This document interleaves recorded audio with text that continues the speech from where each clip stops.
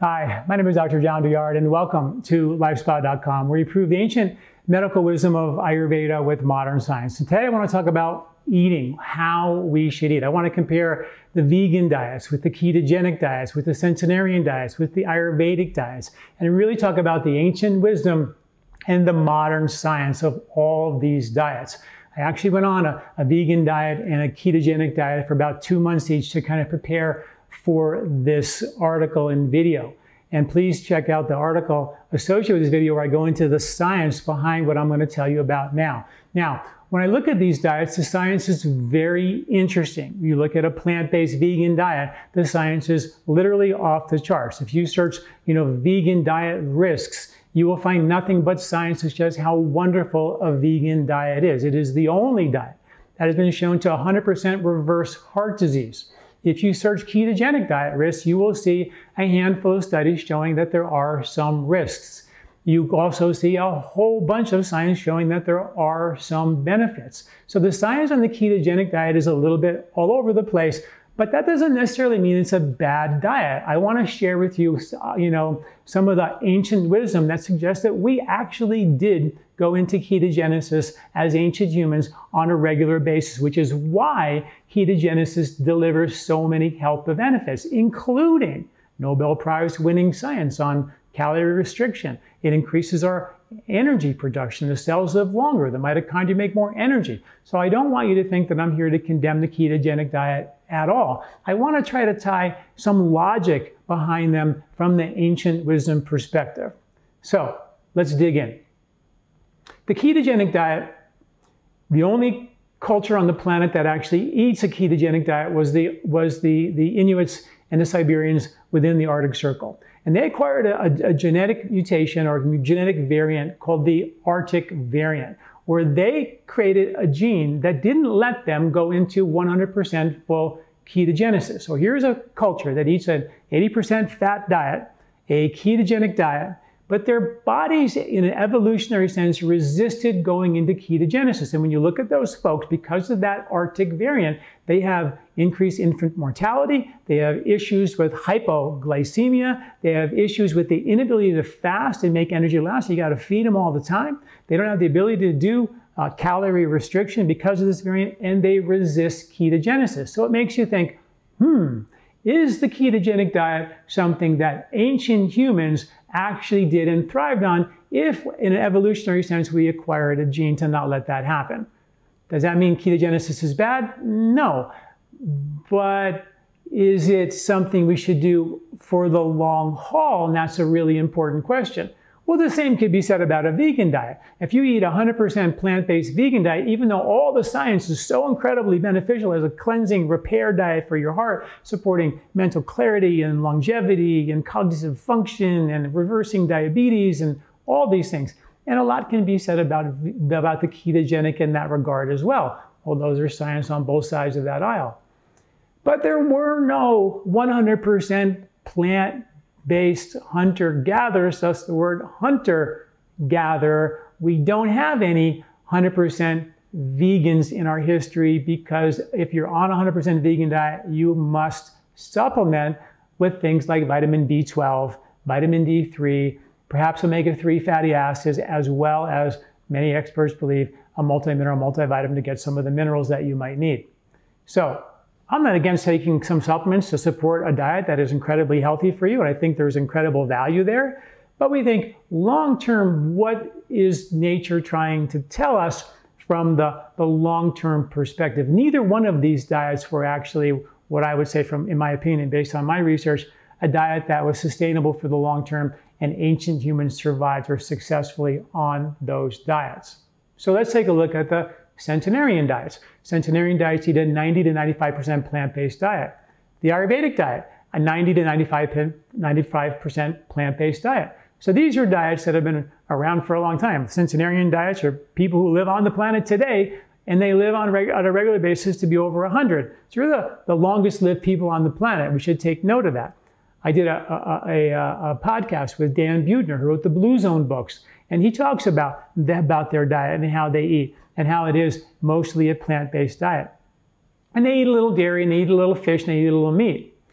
Dr. Walter Longo, who wrote the longevity diet book, a UCLA longevity researcher, he suggests that the 5% to 10% of the diet of the longest lived people in the world are better sourcing their protein from fish like sardines and salmon, because they can get their B12 that way, they can get their omega-3s that way, and their vitamin D that way.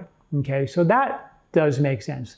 The Ayurvedic diet, which is all about not killing anything, would get that benefit from dairy products. B12 is in dairy, vitamin D is in dairy, omega-3s from this grass-fed dairy, it's there as well. And dairy products also have a high concentration of vitamin K2. And vitamin K2 is a vitamin that has matrix proteins that takes the calcium in dairy and directs it to your bones and not into your arteries.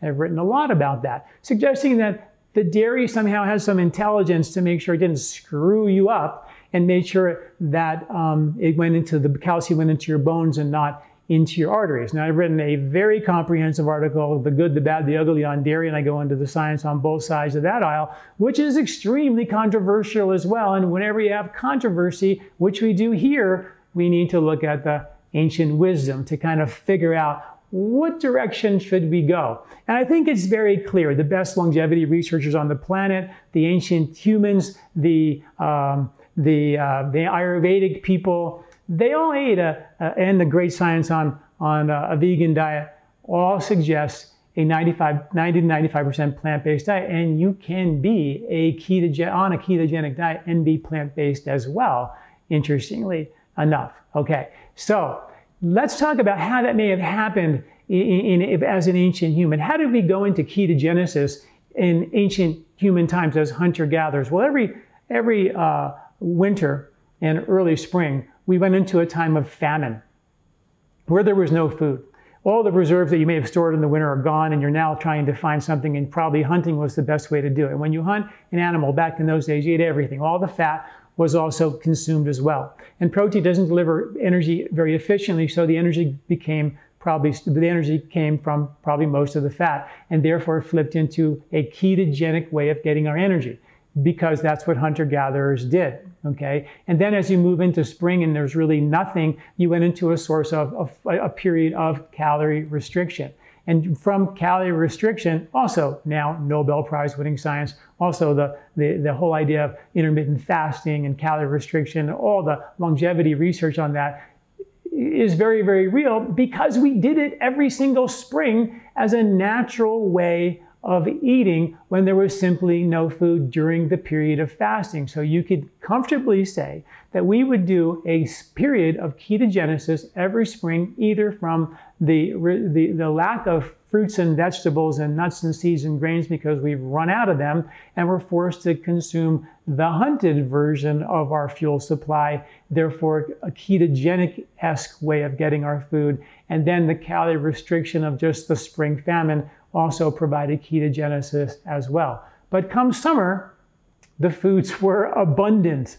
At the end of the summer, you had nuts and seeds and grains and legumes and fruits and vegetables and an extremely high carbohydrate diet, an extremely high plant-based diet. And ancient humans knew that if they hunted in the summer, when all this food was around, that would definitely compromise the amount of food to hunt in the winter. So they knew that they would eat a more predominantly plant-based, maybe even 100% plant-based diet or mostly 100% plant-based diet in the summer and late summer, and then reserve their hunting when they desperately needed it, which is in the period of fasting or the period of famine come spring. So it is safe to say that we did shift, and I've written about this for years in my 3-season diet book. We actually publish a free grocery list, recipe list, superfood list for every month of the year for free, a seasonal eating guide to let folks know here is how we should transition our diet from month to month to month, because Stanford science now shows that the ancient hunter-gatherers did in fact make dramatic shifts in their diet from season to season, and we should too. And I try to provide that for you as easy and simply as possible with our free monthly eating guide. So I hope I maybe answered some questions. Before you pass judgment, please read the science that I've written in this article to look at the differences between ketogenesis, vegan, centenarian diets, and of course the Ayurvedic diets. And I think that fundamentally we are designed to be mostly plant-based. I think that science is clear. We're also designed to be 100, and all of these diets are 100% non-processed and unrefined foods.